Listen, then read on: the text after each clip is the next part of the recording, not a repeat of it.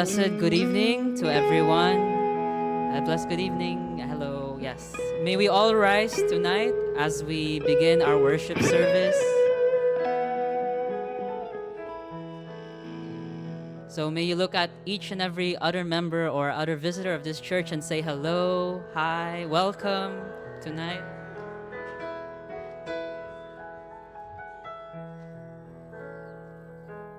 So as we start, let us open the song. Let's sing a song and open this worship service. Open the eyes of my heart, Lord.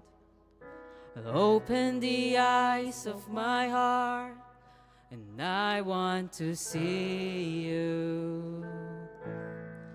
I want to see you. I need the congregation to sing. And open the eyes of my heart, Lord. Open the eyes of my heart, and I want to see you. I want to see you. For the last time, open the eyes. And open the eyes of my heart, Lord. And open the eyes of my heart. I want to see you. I want to see you. To see you high and lifted up, shining in the light of your glory. Pour out your power and love as we sing, holy, holy, holy. And open the eyes of my heart, Lord. And open the eyes of my heart. I want to see you. I want to see you. Open the eyes. Open the eyes of my heart, Lord. Open the eyes of my heart, and I want to see you. I want to see you. To see you. To see you high and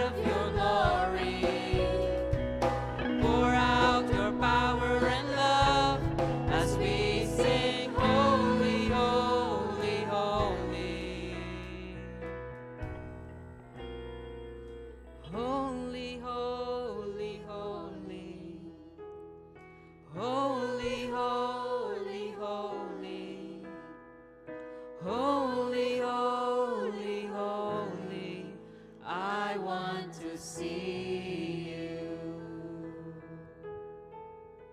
Bago po tayo magpatuloy, babasahan po tayo ni Ate Juliana ng word ni Lord.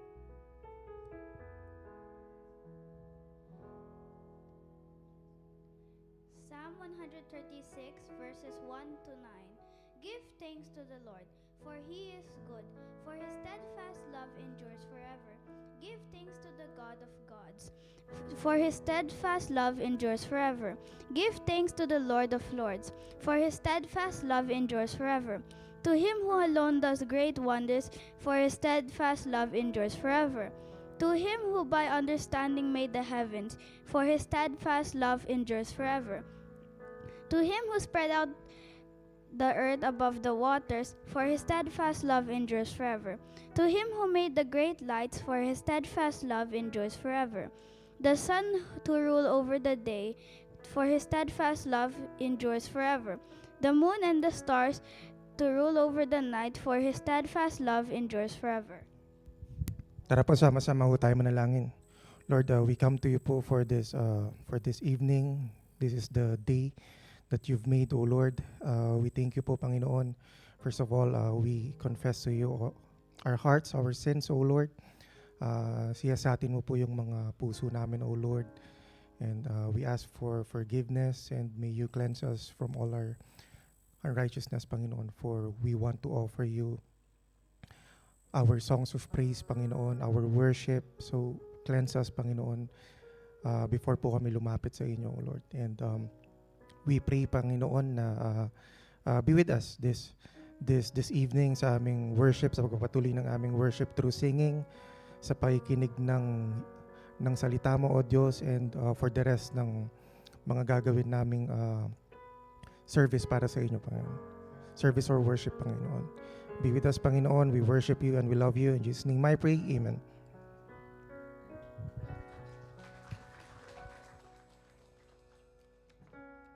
So tonight, let's continue to worship the Lord our God by singing this next song.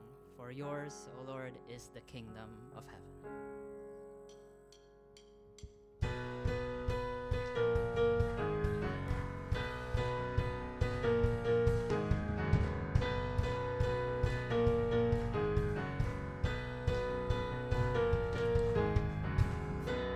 Yours is the kingdom and the power and the glory forever is yours. Heaven and earth bow down, the wonder of your name. Heaven is open, death is broken, and the glory forever is yours. Nothing can overcome the power of your name. King of kings, all the universe will sing. Everlasting God, you are wonderful. You are wonderful. The shout of the earth will be your praise.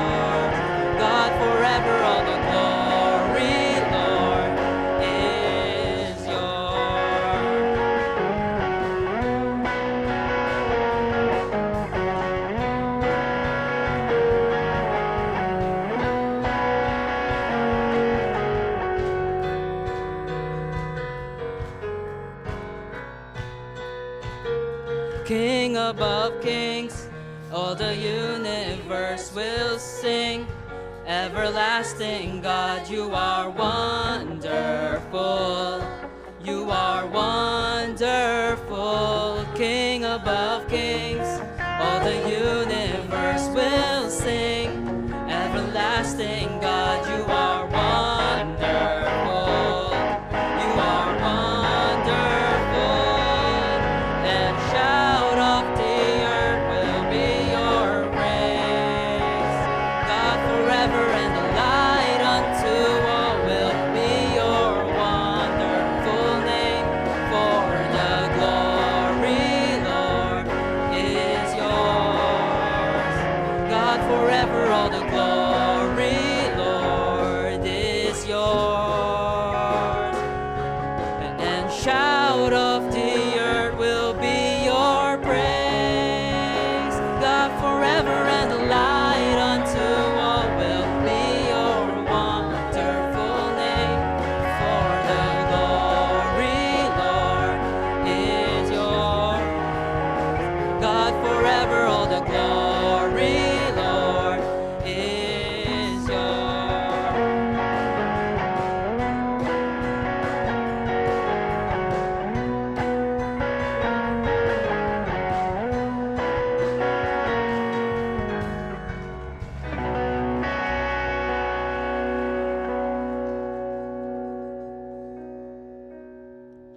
Let's continue to worship the Lord tonight.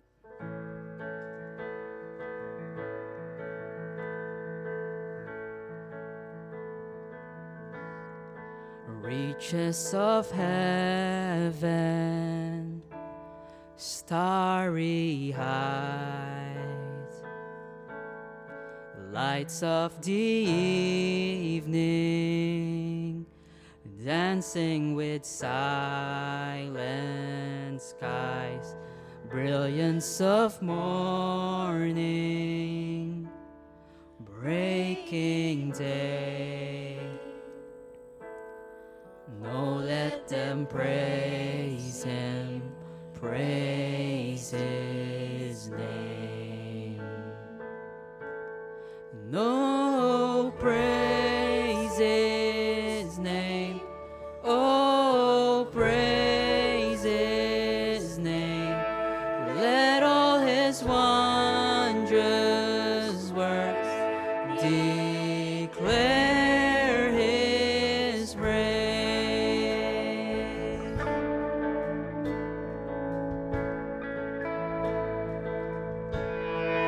Mightiest mountains, peaceful plains, snowfall and fire,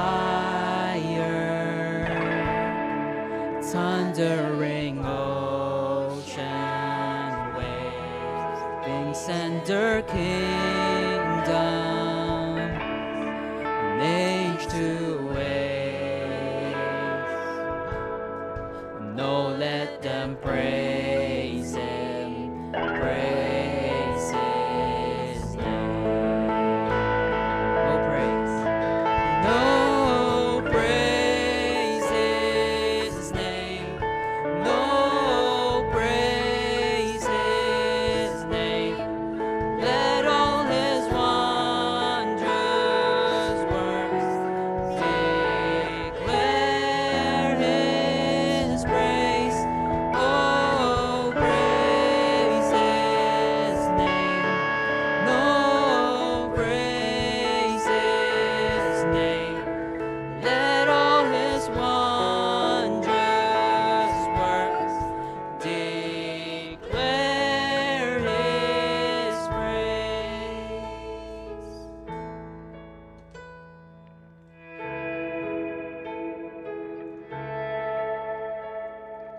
King enthroned in majesty, all things made by his decree. Hear creation's melody. Praise him, praise him.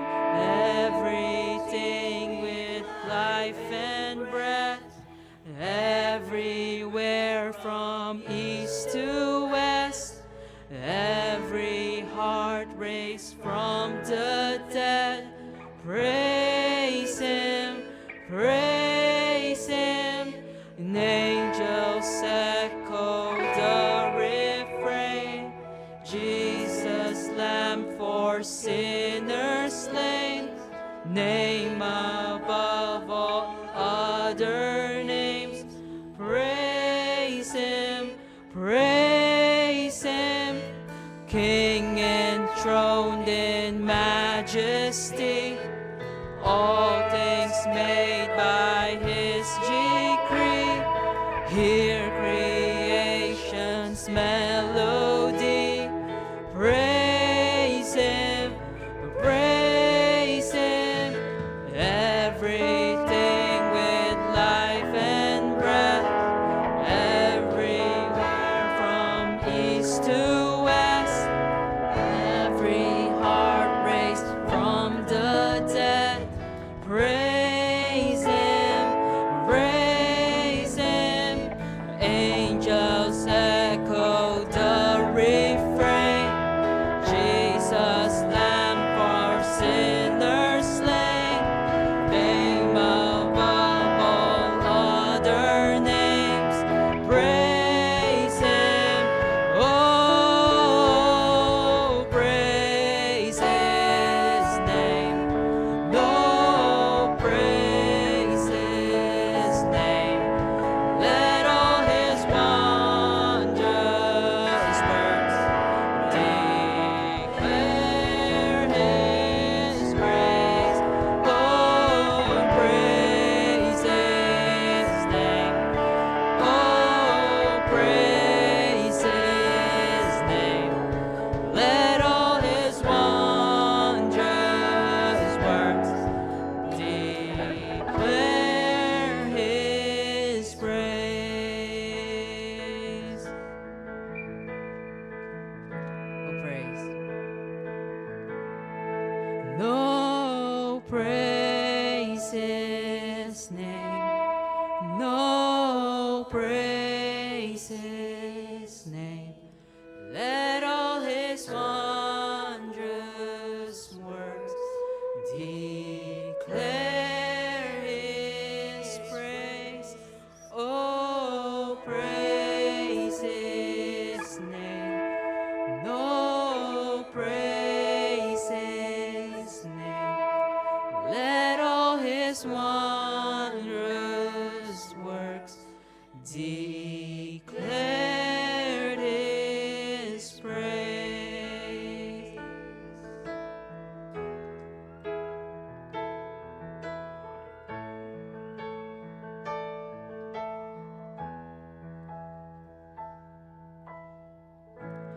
My Jesus, my Savior, Lord, there is none like you.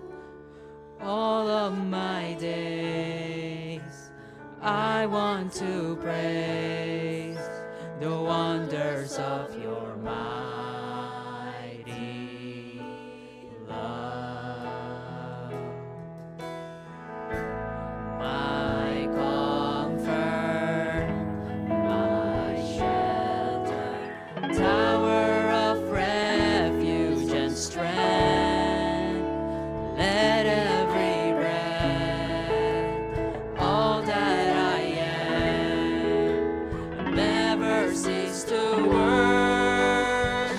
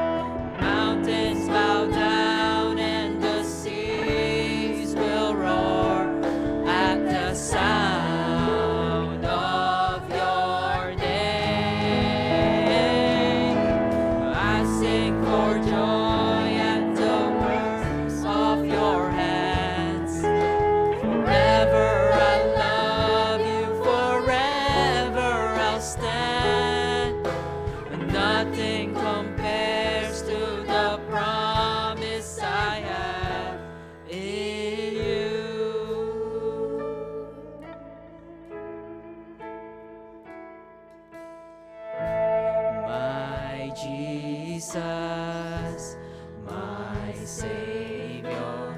Lord, there is none like you. All of my days, I want to praise the wonders of your mighty love. My comfort. My comfort, my shelter, tower of refuge and strength. Let every breath and all that I am never cease to worship you. Shout to the Lord, all the earth, let us sing. Power and majesty, praise to the King. Mountains bow down and the seas will roar at the sound of your name. And I sing for joy at the work of your hands. Forever I'll love you, forever I'll stand. Nothing compares to the promise I shout to the Lord. Shout to the Lord, all the earth, let us sing. Power and majesty, praise to the King. Mountains bow down and the seas will roar at the sound of your name. I'll sing for joy at the work of your hands. Forever, forever I'll love you, forever I'll stand. Nothing compares to the promise I have. Nothing compares to the promise I have. Nothing compares to the promise I have in you. Say, we exalt thee. We exalt thee. We exalt thee. No, Lord. We exalt thee. We exalt thee. We exalt thee. No, Lord. For the last time. We exalt thee.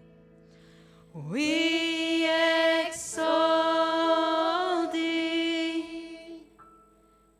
We exalt thee. Oh Lord.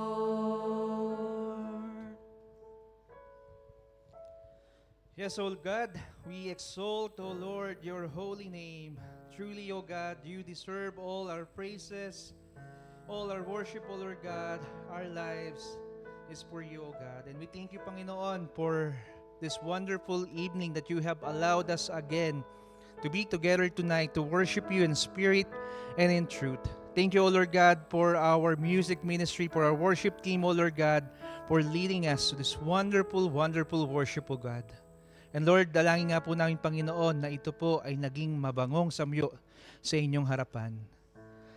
Salamat, Panginoon, dahil bagamat kami po ay hindi karapat-dapat, pinadala niyo, Panginoon, ang inyong bugtong na anak na si Jesus to die on the cross to save us from our sins. And He rose again, Panginoon, to assure us of salvation, O Lord. And we thank you, Panginoon, for calling us your family, for calling us your sons and daughters. And Lord, for allowing us to call you as our Abba, our Father. Panginoon, sa gabi pong ito, patuloy po kaming nagagalak at patuloy, Panginoon, kaming sumasambat, nagpupuri sa inyo.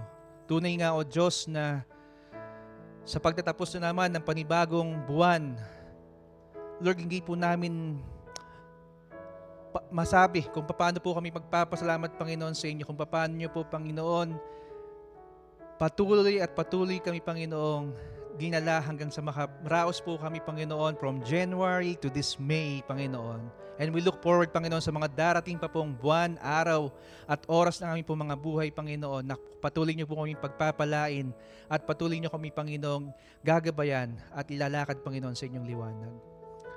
Lord, napakarami po nangyayari sa buong mundo, O God. There is a crisis of war, may mga taong nagugutom, may mga sakit, Panginoon, and viruses, Panginoon. And again, we are hearing sa mga balita that COVID is back again. But Lord, hindi po kami, Panginoon, matatakot pagkat kayo po ang aming sandigan. Kayo, Panginoon, ang aming patuloy at patuloy na pangahawakan, Panginoon, ng inyong mga pangako. Your promises, Panginoon, ang siyang patuloy at patuloy namin pangahawakan, O God. At dalangin nga po namin, O Diyos, na patuloy at patuloy lamang kaming magtiwala, Panginoon, sa inyo.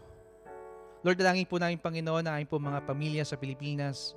O Lord God, kayo po ang kumatagpo, Panginoon, sa lahat ng kanilang mga pangangailangan. Patuloy na iparamdam sa kanila ang aming pag-ibig, ang aming pagmamahal, Panginoon.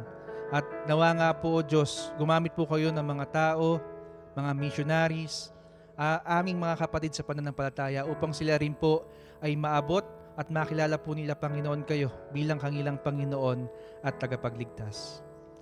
O Lord God, salamat po for allowing KFCCD, this church, Panginoon, na kami po ay makapag-outreach program sa may Burjuman, Panginoon. Thank you, Panginoon. Bagamat, Panginoon, ang aming pong simbahan ay kumaunti sa bilang, pero, Panginoon, gid nyo pa po kami, Panginoon, ginamit upang makapag-invite, makapag-encourage, makapagdala, Panginoon, ng mga kaluluwa, Panginoon, para sa inyo.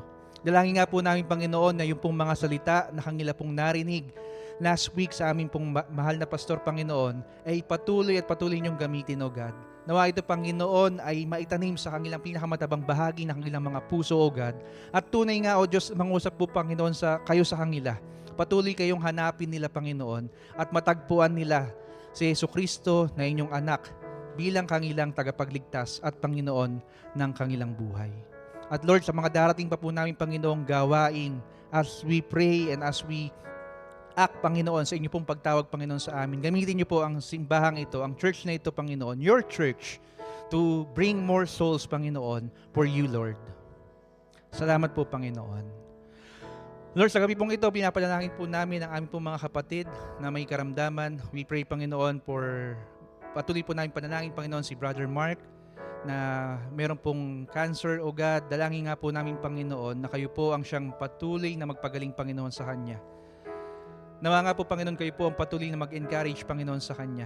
Bagamat, Panginoon, masakit, mahirap at minsan mahirap unawain, Panginoon, kung bakit po ito nangyayari sa Kanya. But dalangin nga po namin, Panginoon, na patuloy po kayong mangusap sa Kanya, maging sa Kanyang asawa, sa Kanyang buong pamilya, Panginoon, upang tunay na magtapat at magtiwala lamang, Panginoon, sa inyo. Dalangin na din po namin, Panginoon, na kami po bilang simbahan ay makatulong sa Kanya, hindi lang sa pananalangin, kundi, Panginoon, sa Kanya rin po, Panginoong mga gastusin at sa pag-encourage, Panginoon, sa Kanya. Lord, salamat po, Panginoon, sa matagumpay na operation ni Sister Marisa. Salamat po, Panginoon, na nakuha po, Panginoon, yung napakaraming bato sa kanya pong katawan, O God. At dalangin nga po namin, Panginoon, ng patuloy na pagpapagaling niyo, Panginoon, sa kanya. Dalangin po namin, Panginoon, na yung pong mga test na gagawin pa, Panginoon, na mga nakuha po sa kanya ay negative po, Panginoon, at hindi po ito ikakasama ng kanya pong pangangatawan, O God. Dalangin din po namin, Panginoon, na aming pong mga kapatid na may mga karamdaman sa oras na ito. Even, Panginoon, the family of Brother Wesley, Panginoon, na patuloy na meron pa rin po silang mga ubo at sipon, Panginoon. Dalangin po namin ang patuloy niyong kagalingan, Panginoon, sa kanila.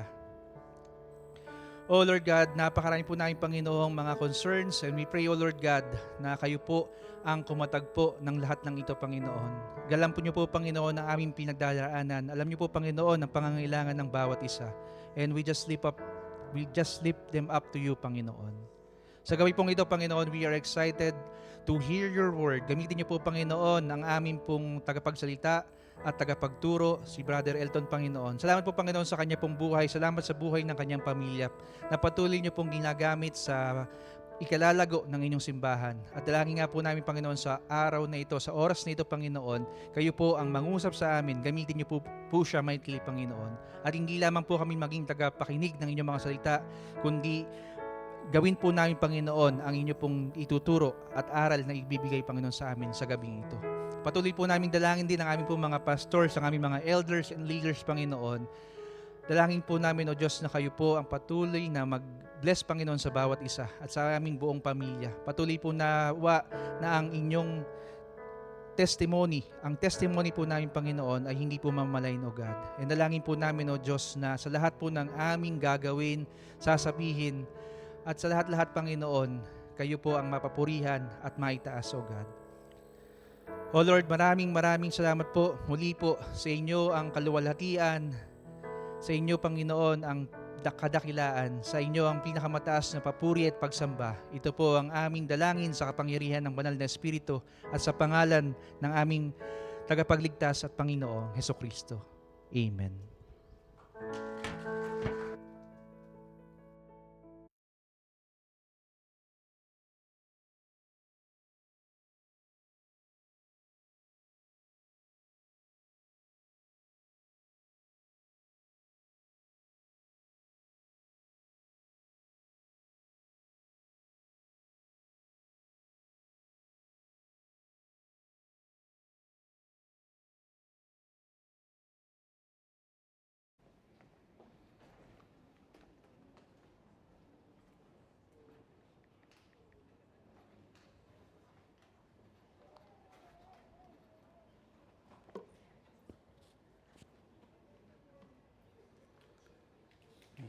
Magandang gabi po sa bawat isa na nandito.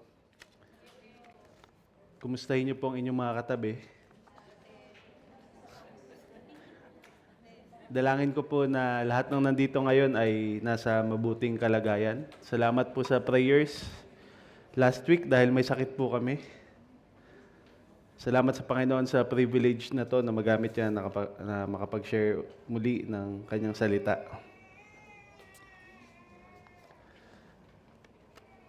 And to all our visitors tonight, welcome to TFCCD. So let's start. We are now at the last chapter of Paul's letter to Titus. We have 3 chapters in this letter. And throughout this letter, Paul has been giving instruction to Titus on how to set things in order in the churches of Crete. Yun po yung ating pinag-usapan for the past few months. If you remember, chapter 1 focused on the character of church leaders. Ano po yung qualification ng mga magli-lead sa isang iglesia? Yun po ang main thrust ng chapter 1, main na topic ni Paul doon. Chapter 2 focused on the character of the members. What should the members of the church do? What the older men should do, what the older women should do, what the young men and women and even slaves should do. How will they live godly lives? And now in chapter 3, Paul expands his reminder beyond the church walls. Hindi na lang sa simbahan, ito ngayon ay pupunta na sa society, sa government, and to all people. The first 2 verses of this chapter, our topic for tonight, tells us how Christians should behave in the community as citizens, neighbors, workers, and members of the community. And our title for tonight is Christian Responsibility. Nakita niyo po yan sa Facebook, sa WhatsApp. Yan. Christian responsibility is one of the main points of Paul in Titus. Mahalaga po yun dito sa epistle na ito, dito sa letter na ito.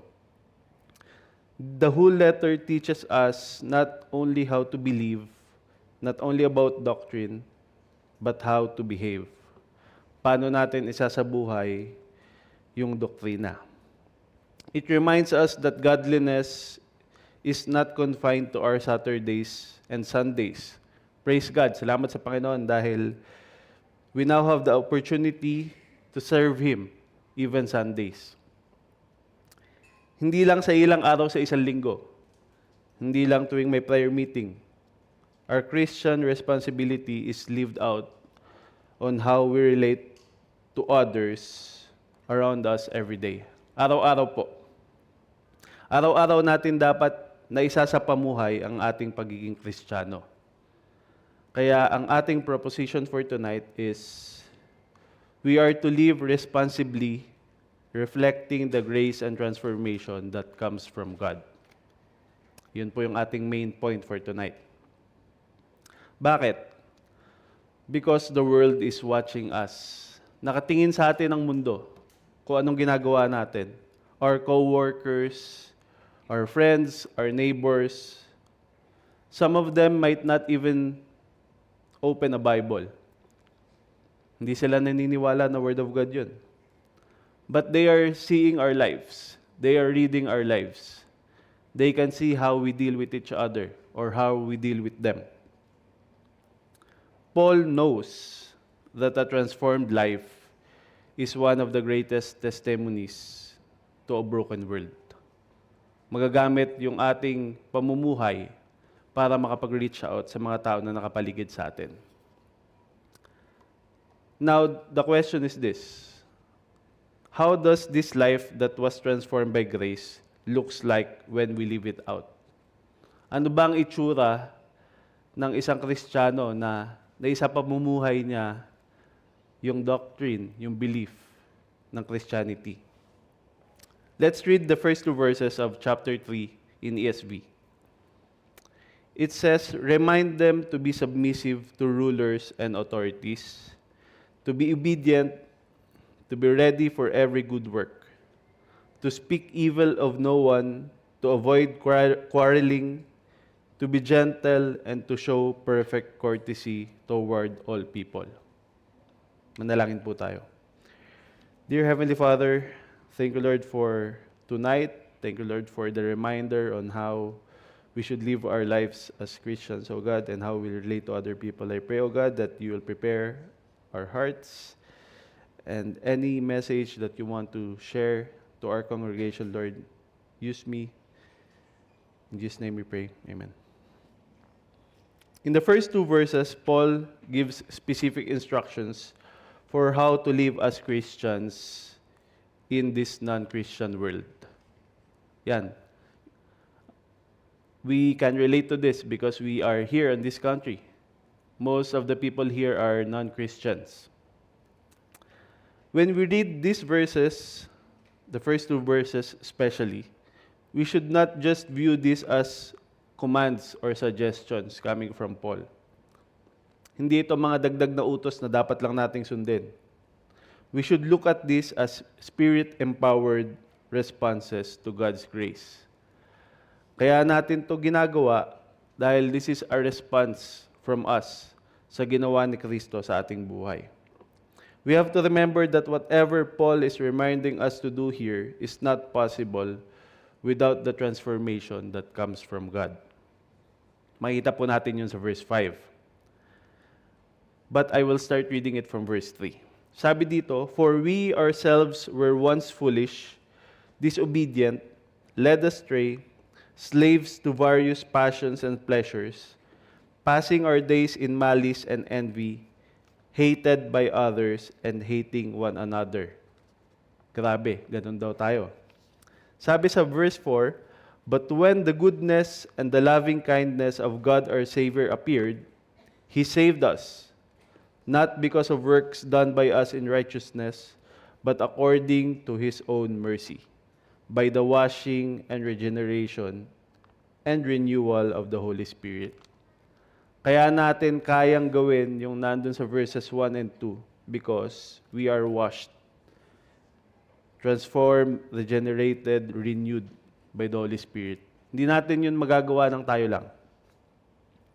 Yes, we might be able to follow these commands for a little bit out of our own will and effort. Maaaring magawa natin for some time. But if we only rely on ourselves, we will ultimately fail to follow this consistently. Mahirap gawin to ng tayo lang, sa pamamagitan lang ng ating lakas. We need to live Holy Spirit-led lives. Kailangan natin ang gabay at tulong ng Diyos at ng Banal na Espiritu. Romans 8:5-6 says, "For those who live according to the flesh set their minds on the things of the flesh. But those who live according to the Spirit set their minds on the things of the Spirit." Yun dapat ang ating goal if we are living Holy Spirit-led lives.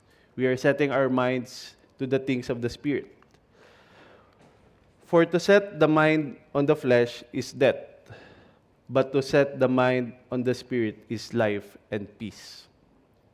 So anong pipiliin natin doon? Madaling mamili. Of course, set our minds on the Spirit, di ba? Now with this foundation, ngayong naipaalala na sa atin na magagawa lang natin to with the help of God and the Holy Spirit, we can now go to our first point. Ano ba ang ating Christian responsibility ayon sa Titus 3:1 and 2? Una, we should be responsible as citizens. Sabi dun sa verse, remind them to be submissive to rulers and authorities. Yan, naka-read ata. Yon. Now, the first word that we need to focus here is remind. Ano bang ibig sabihin ng remind? Ipaalala. We make reminders of things that we think we will forget or neglect.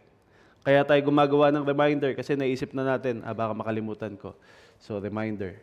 Lalo na sa ating tumatanda na o lalo na sa ating mga puyat palagi.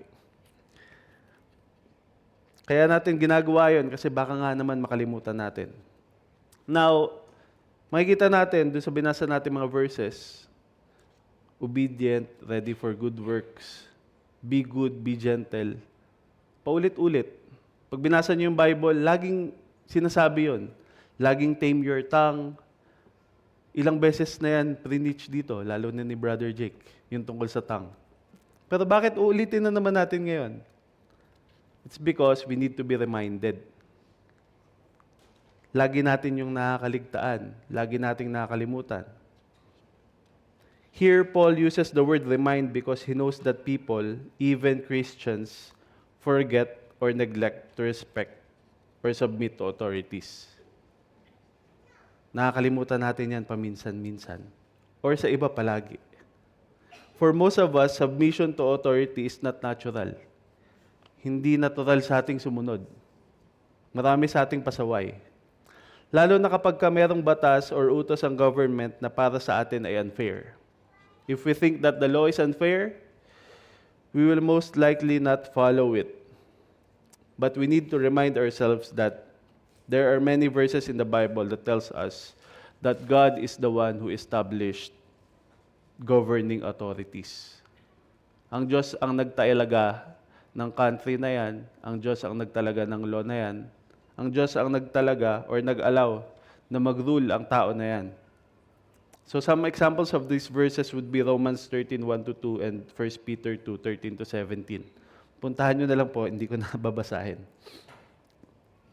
We are to submit to authorities because the Bible or God's Word tells us to do so. At ano po ba ang may pinakamataas na authority sa ating buhay bilang Kristiyano? Ang Bible o ang salita ng Diyos. Dahil sinabi ng Bible at ng salita ng Diyos na dapat tayong mag-submit sa authority, gagawin natin yon. Ang Biblia ang nag-uutos sa atin na mag-submit. And pwede nating idagdag dito, hindi lang to sa authority ng government, but the authority of anyone above us. Makita natin yan sa Bible. Our bosses, the laws of our company, anyone or anything that have authority over us. Kailangan nating mag-submit. So, yung mga wives sa husband, yun ang sabi sa Bible, di ba? Masingit ko lang. Wala yun sa...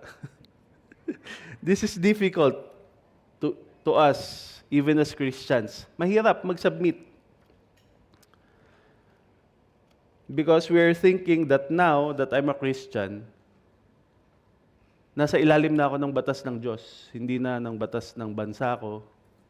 Lagi nating sinasabi, we are not the citizen of this world or this country anymore. Citizen na ako ng langit. So para saan pa yung mga batas ng bansa na yan? Ba't ko pa susundin? Kung hindi naman okay para sa akin, wag na. Minsan, naiisip natin. Ganon, di ba? But here's the catch. Tayong mga Kristiyano, sinabi sa Biblia, sumunod tayo sa authority. Kailangan tayo ang mga model citizen sa UAE, sa Dubai, o kung nasan man tayong Emirate.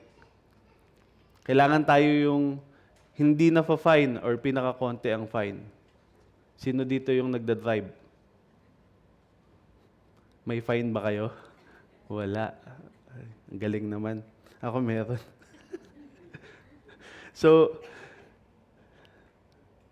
kailangan tayo yung main example ng mga tao. Pag tinignan nila tayo,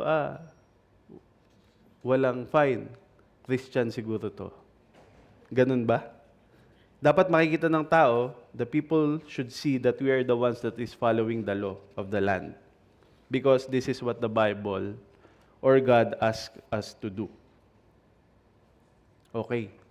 So, kapatid, susunod na lang ba tayo ng susunod sa batas? When are we allowed not to submit? Kailan tayo pwedeng hindi na sumunod sa batas? Acts 5:29 says, we must obey God rather than men. So again, ibabalik ko lang, kaya tayo sumusunod sa governing authorities kasi yun ang sabi ng Biblia. So, pagka yung governing authorities na yan ay lumalabag na sa Biblia, pwede na natin hindi sundin. Kasi yung authority ay nasa Bible. Kaya lang tayo sumusunod dyan dahil sabi ni Lord. Example, there are many places in the world where it's forbidden to share the gospel, or it's forbidden to read the Bible, or it's forbidden to have a Bible. What should Christians do in such cases? For example, in China, Christians still gather in hidden churches. They still have copies of the Bible. They will still meet together, fellowship together, and share the gospel to others because this is what God commands. So, sinusuway nila yung law of the land because ang sinusunod nila yung utos ng Panginoon. That we should make disciples, we should share the word of God.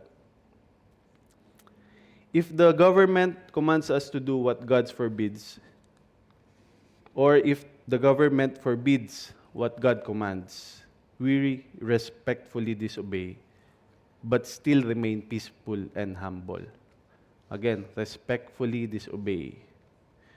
Hindi ko sinabing mag-aklas tayo, mag-rally tayo dyan sa labas. We will not start chaos just because the government is not allowing us to share God's word. Hindi lahat nadadaan sa dahas. It is not a weakness when we respectfully disobey. Hindi yan kahinaan. Hindi tayo kailangan laging magmatapang that we are the sons and daughters of God. Anong magagawa ng government na yan? Hindi ganon, kapatid. Hindi kahinaan na hindi natin lantaran sa way ng batas. Pwedeng ano lang, sabi nga sa China, di ba, hidden churches.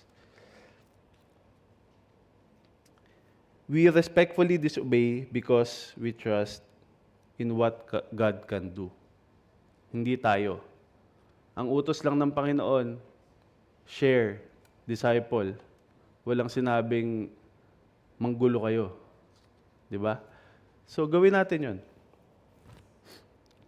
God asks us to share the gospel, to live out the gospel, and not to start chaos in our countries or wherever we are. Part 2 ng ating point number 1. To be obedient and to be ready for good work. Our lifestyle must display obedience and not rebellion. Yun dapat yung pinapakita natin. Hindi tayo magre-rebelde. We must instead be ready to help others, serve others, and be ready to do good works. So imagine ninyo, most of us here are Filipinos. Imagine if Christianity is illegal in our country, the Philippines, and there would be multiple hidden churches in most of the islands and the cities. If one of the churches suddenly decides to openly rebel against the government, and then the government will respond by making the law more strict, making it more violent toward Christians, and it will affect the whole country. Do you think nakatulong ba yung church na yon sa pag-aaklas nila? Dahil they have the right to do so, sabi nila. I don't think it would. Hindi natin kailangan mong gulo. Ang kailangan lang natin, sundin ang sabi ng Panginoon. It will affect all the other groups that were just silently following God's command to share the gospel. They will be affected by the actions of others. Etong mga nagugulo na to, they're thinking that they're doing God's work by rebelling against the government, but they are not. Walang utos na magrebelde tayo. What must we do instead? Be ready for every good work. Help others. When Jesus was on the earth, it was not allowed to do anything during Sabbath. Bawal. Dapat nakahiga ka lang. Bawal ka nga maglakad eh. Bawal kang magluto. Bawal kang kumilos. That's the law. Anong ginawa ni Jesus? He still helped others. No matter how strict the law was, or no matter how strict the law is, it will be really hard for them to implement it if we are just trying to help others. Kahit bawal gawin yan, kung tumutulong ka lang sa iba, mahirapan silang pigilan ka. Tumutulong ka lang naman eh. Doing good works that benefits the community. Kung yan ang gagawin mo, kahit sinasabing bawal yan, pag tinignan ng tao yan, hindi ka agad paparusahan.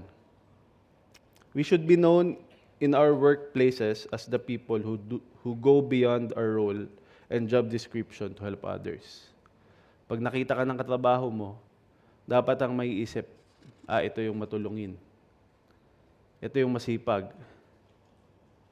Hindi yung ito yung laging nagkukwenta. We should be known in our buildings or our home community as someone helpful, not someone who is always angry or withdrawn. Ano ba ang tingin sa inyo ng mga katabi nyo na bahay or katabi nyong partition or katabi nyong flat? Yung kapitbahay ko hindi namamansin yan. Ganun ba? Hindi tayo dapat ganon. If you have been saved by grace, be ready to work for the good of others. Anytime and anywhere. 24/7. Point number 2, we should be responsible in speech. Sabi sa verse 2, part number 1, to speak evil of no one. What does it mean to speak evil of no one? Anong ibig sabihin ng speak evil of no one? It means we must not slander, insult, or defame someone's character. Nitong nakaraang linggo lang may nabasa ako sa balita. Kakasuhan daw ni Bong Revilla yung mga nag-slander sa kanya sa social media. At yun daw ang reason kung bakit hindi siya nanalo. Kasi kung ano-ano daw yung pinopost tungkol sa kanya. For those here that are not familiar with Philippine politics, it is normal for an actor or a celebrity to win a Senate seat in our country. we always have at least one of them as senator. Someone with no real qualifications to create laws and to fulfill duties as a senator. Totoo naman yon. But does it give us the right to slander, insult, or defame that person? Dahil ba talagang hindi siya dapat andon? Sapat na ba yon para i-slander siya, insultuhin siya, at i-defame siya? Hindi. Nakasulat dito, speak evil of no one. No one. Kahit na sino pa yan, speak no evil of him. Not even the people whom we think deserve to be slandered, insulted, or defamed. What then should we do? Ano palang gagawin natin? Instead of slandering, insulting, or defaming someone's character, we should just promote or post about people whom we think are deserving to get the political position. Hindi mo kailangan siraan yung isa. Itaas mo na lang yung isa. Or we can tell others what are the good qualifications to have without tearing another person down. Safe ka pa. Imagine kung nag-post ka tungkol kay Bong Revilla at na-screenshot yon. May kaso ka na ngayon sa Pilipinas. So, wag natin gagawin yon para hindi tayo makasuhan. Now, does this show weakness? Kahinaan ba ito na hindi natin insultuhin yung ibang tao kahit dapat talagang insultuhin sila? Hindi. It's not a weakness. We are just following God's command. Sabi ni Lord, not to speak evil of no one. And it will show that we trust in God's sovereignty over the people that will lead us. Nandyan na yan eh. Nalagay yan sa position. May dahilan ng Diyos kung bakit andyan yan. We as Christians must be known not for tearing down people, but for building up people. So yun na lang i-focus natin. Ayaw nyo sa Kanya, huwag nyo siraan. Itaas nyo yung gusto nyo. Iwasan natin ang chismis sa bahay, sa trabaho, sa social media. Iwasan nating manira ng reputasyon ng iba. Especially kung hindi tayo sure. Baka fake news.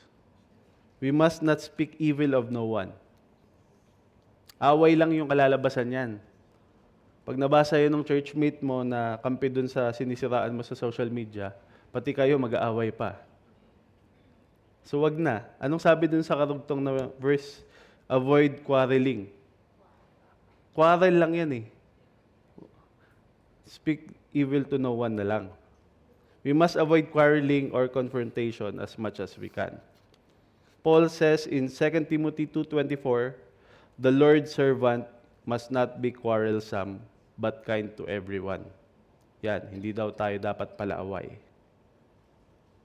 So anong gagawin natin kung may mali na nangyari sa harap natin? Or if we are in situations where we see injustice being done to another person,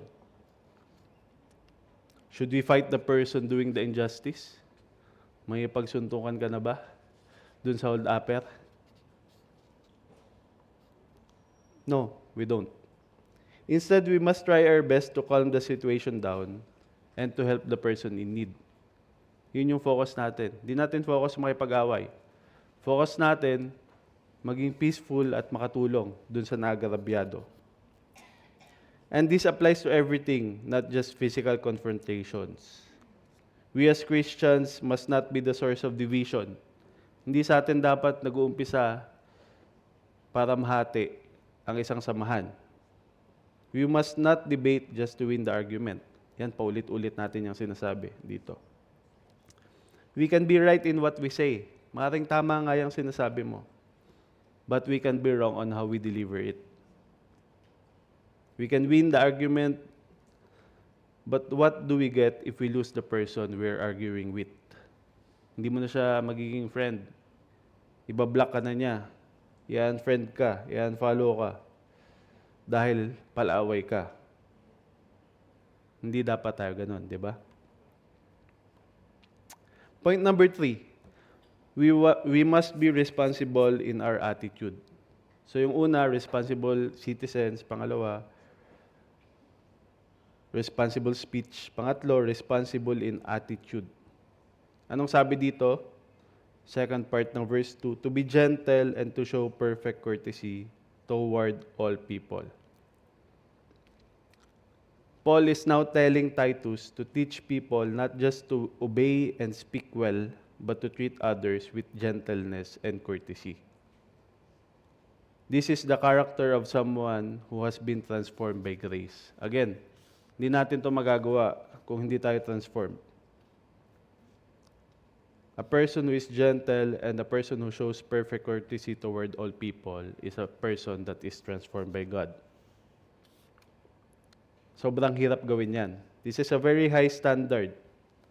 And just like the previous reminder, para ulit to sa lahat. Yung speak evil to no one, ibig sabihin sa lahat ng tao, you must not speak evil. Ito naman, be gentle and show perfect courtesy toward all people. Sa lahat na naman to. Not just the people in the church who like you, so you like them back. Not just the people of the same nationality. Baka kabayan lang yung binabati mo. This is hard, especially when people are difficult, rude, or aggressive. This is a huge challenge. Lalo na sa atin, we are working here in multiple backgrounds ng mga tao. Different nationalities, different faith, different personalities.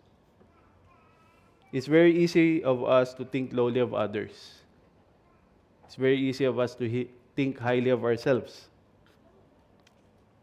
Because we are the sons and daughters of the one true God. Anak ako ng Diyos.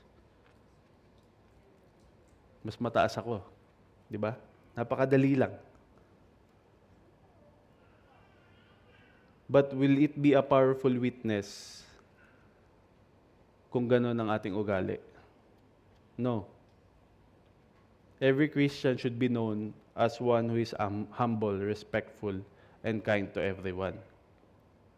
Imagine niyo kung ano mangyari sa community natin, sa workplace, sa lahat ng taong nakapaligid sa atin, kung lahat ng tao na yan ay makakilala sa Panginoon, matransform ng Panginoon. At lahat ng tao na yan ay imomodel kung ano dapat ang pamumuhay ng isang Kristiyano. That would be a perfect place. And the best example here we can look at is Jesus Christ. Before Jesus went to the cross, He knelt down and washed the feet of His disciples. Even the feet of Judas that will betray Him. Even the feet of Peter that would deny Him. Why? Because Jesus wanted to be the model of humility and love. Siya ang greatest example natin at pinakita niya. Kahit alam niyang may mga gagawing hindi mabuti itong mga taong to, He still washed their feet. And then after that, He told them, you should do as I have done for you. Ginawa niya yon, kaya dapat din natin gawin. In the same way, we are called to live lives of gentleness and courtesy, not just in the church, but in the world.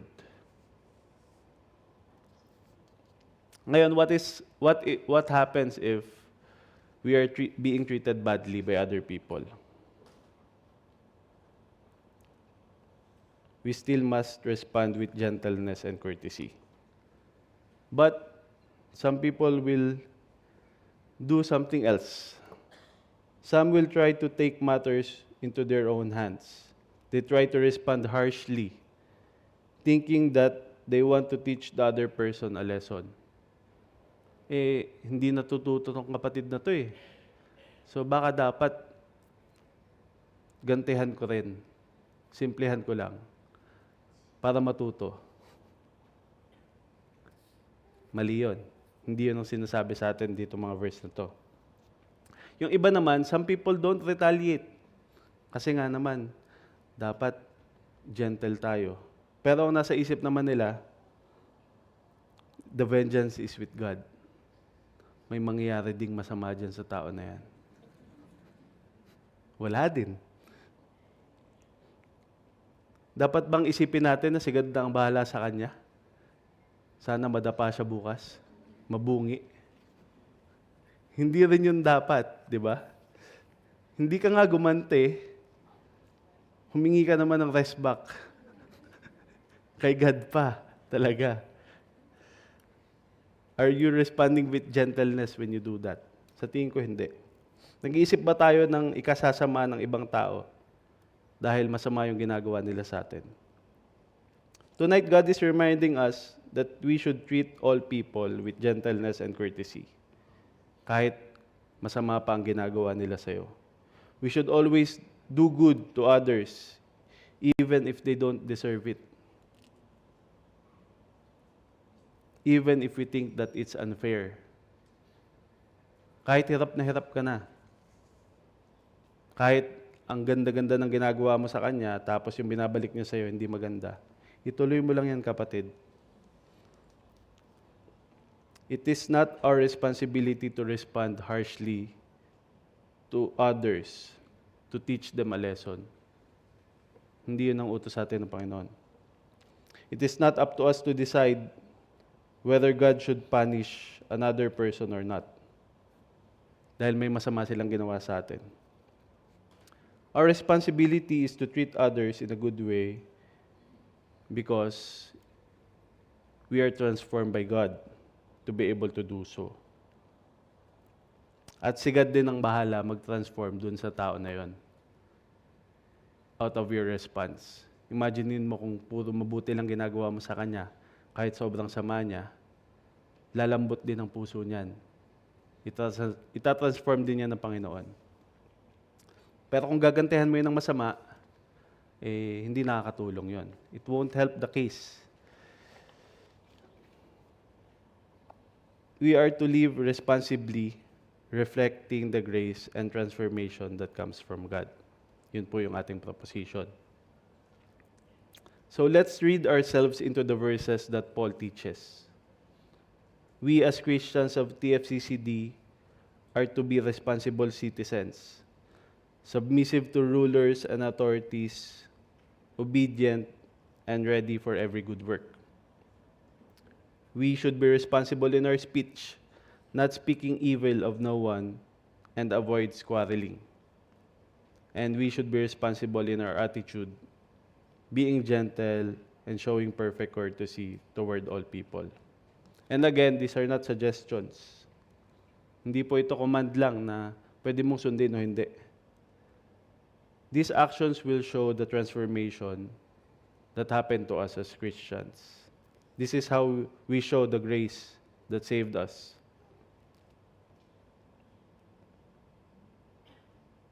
This is how we can change the world around us.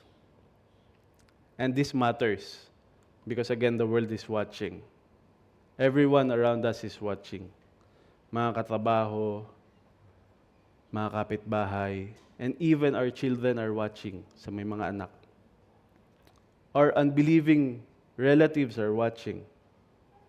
And the greatest testimony that we can give them is not just doctrine, but our daily lives. And if we find this hard, kung sobrang hirap gawin itong mga paalala na ito, or if you are always falling short of following this, do not worry.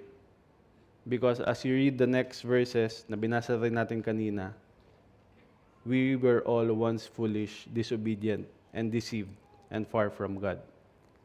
But it is God who saved us, not because of our righteousness, but because of His mercy. So panghawakan po natin iyang transformation na yan na nanggagaling sa Panginoon. Si Lord ang magbabago sa ating mga puso, kaya natin magagawa itong mga paalalang ito. And let us all aim to walk in His Spirit. Bigyan natin ng puwang ang banal na Espiritu sa ating mga puso. Sundin natin siya, pakinggan natin siya, instead of doing our own thing. Let's pray. Father, we as a church, TFCCD, Lord, we pray that you would help us to be responsible Christians, Panginoon. We pray that we will be able to reflect the gospel in how we speak, serve, and submit. May our lives, O Father, preach louder than our words. Make us humble, gentle, and ready for every good work. In Jesus' name we pray. Amen.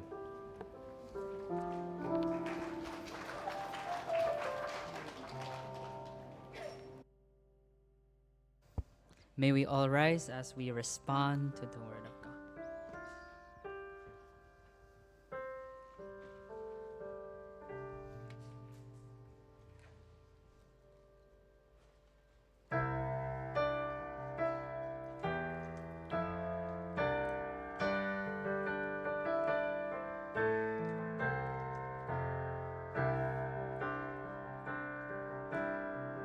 All praise to Him, the God of light, who formed the mountains by His might.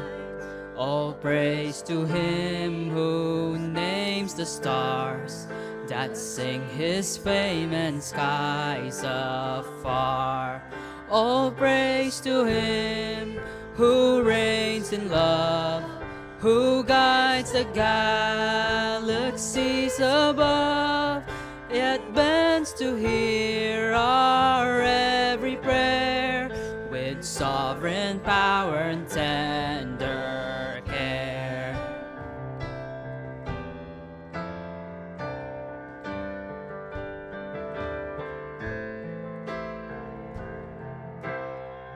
All praise to Him whose love is seen in Christ the Son, the servant King, who left behind His glorious throne to pay the ransom for His own. All praise to Him who humbly came, who bare our sorrow, sin, and shame, who lived to die, who died to rise, the all-sufficient sacrifice.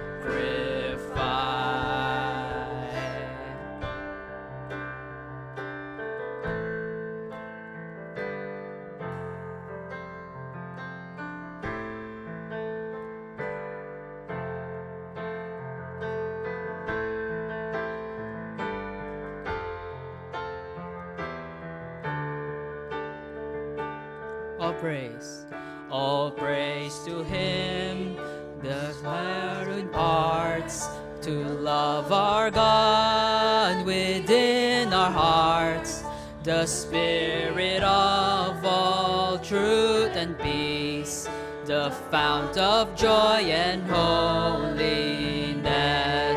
To Father, Son, and Spirit now, our souls we lift, our wills we bow.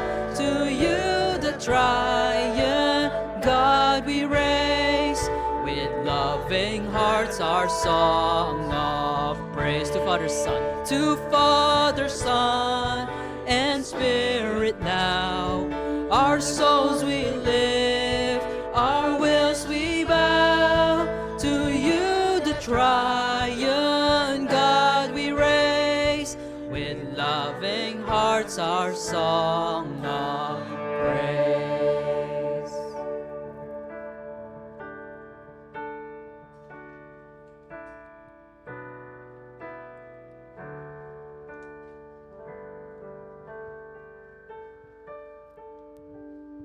Dadako po tayo sa ating pagbibigay. Let us pray. Father God, truly you are our God, and we come, Father, to honor your name. As we do that, Father, we bring to you our tithes and offering. May it be, Father, a sweet aroma unto your nostril, Father, and may it be, Father, makatulong upang sa ikalalago ng iyong kaharian dito sa lupa. Salamat po, O Diyos. Pagpalain mo ang bawat puso, bawat miyembro, bawat attendees, Father, na nagbibigay upang purihin ka. Salamat. Ikaw lamang maparangalan sa aming buhay. Wala nang iba. In Jesus' mighty name, powerful Spirit. Amen.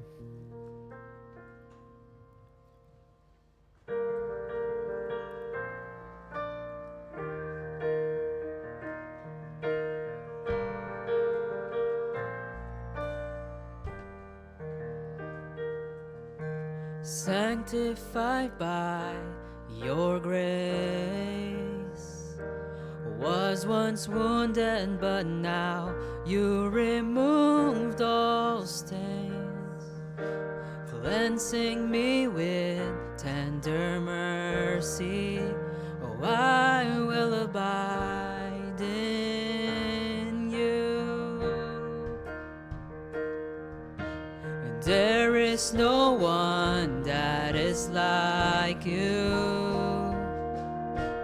Pure is this love you've bestowed upon us, and it is our privilege to worship you, Almighty God.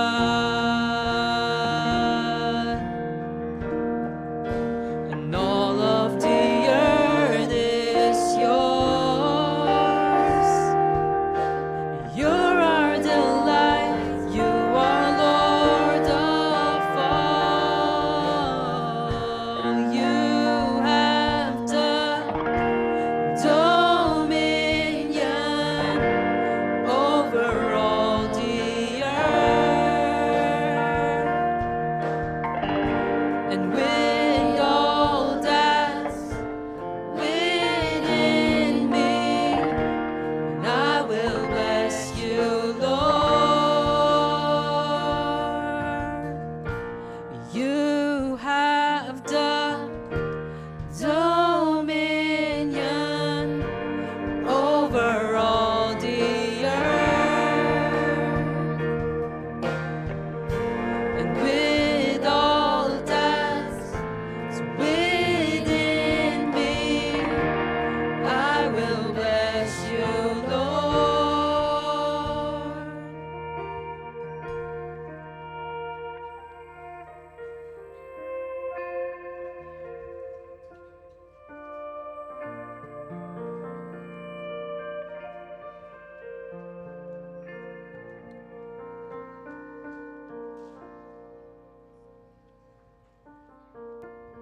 Hello po, blessed evening po sa lahat.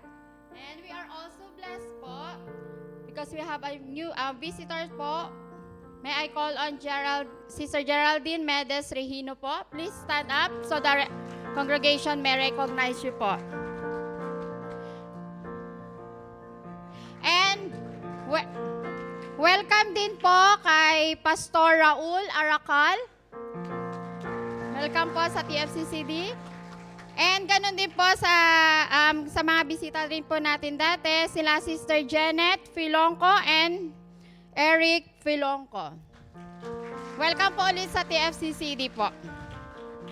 And for announcement po, we have worship and WAP po, worship and prayer po every Tuesday from 8 po hanggang 9:30 p.m. po sa baba po.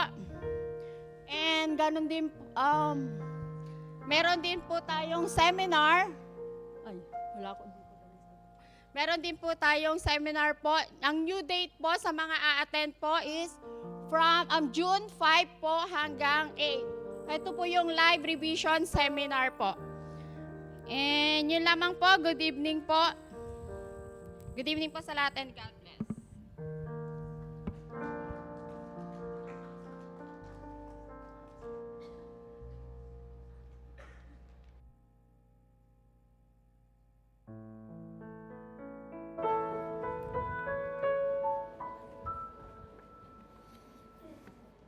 So before we come to our pastoral prayer, since we have been visited by Pastor Paul, as an update po, ni-require po sila, remember, part of his ministry was to a feeding program para sa mga poorest of the poor, and they are doing that in their own sarili po nilang kitchen. Pero nagbago yung rules po ng Kerala that they are now being required to put up a formal kitchen. No? So talagang, and they need to raise funds. So kaya po siya bumalik dito and to visit yung mga partner churches to raise yung fund. So as the Lord touches your hearts, Nasa back po siya later on, and again, nandun po yung kanyang pinopromote because he's also a singer, a lyricist, a composer, and he has compiled songs na if you want to give, you can also ask for this. And it's up to you kung paano kayo tinatch ng Panginoon to support yung kanila pong ministry sa Kerala. So, after the service, you can approach him in that regard. And let us, again, also continue to pray for kay Sister Carolina, and that the Lord would continue to heal her. And at the same time, siya po ay hindi pa rin nadi-discharge sa hospital. So let us continue to lift her up in prayer. Tayo pong lahat ay tumayo.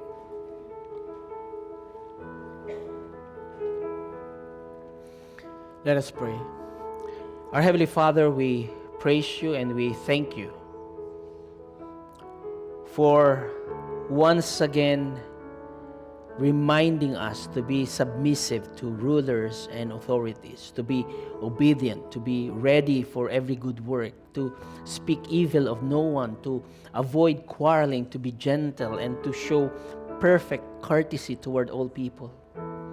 Indeed, O Father, we come before you today humbled by the weight of your word, which reminds us not only of the grace that saves us, but also of the life that you have called each one of us to live. A life that reflects your character in this world. Indeed, O God, in a time that we see in this world where there is anger and pride and division, where we see wars here and there, where animosity among peoples. And so, Father, teach us once again what it means to be your people. That we will learn to submit to rulers and authorities. Not because out of fear, but because it is out of our reverence for you. Knowing that you are our sovereign God. That you are sovereign because you are above any heavenly or earthly powers. And so, Lord, give us a heart that are obedient. Obedient not just to the laws of the land, but especially obedient to your will. That you will find your people ready to serve. That you will find us ready to forgive. Ready to speak truth with grace.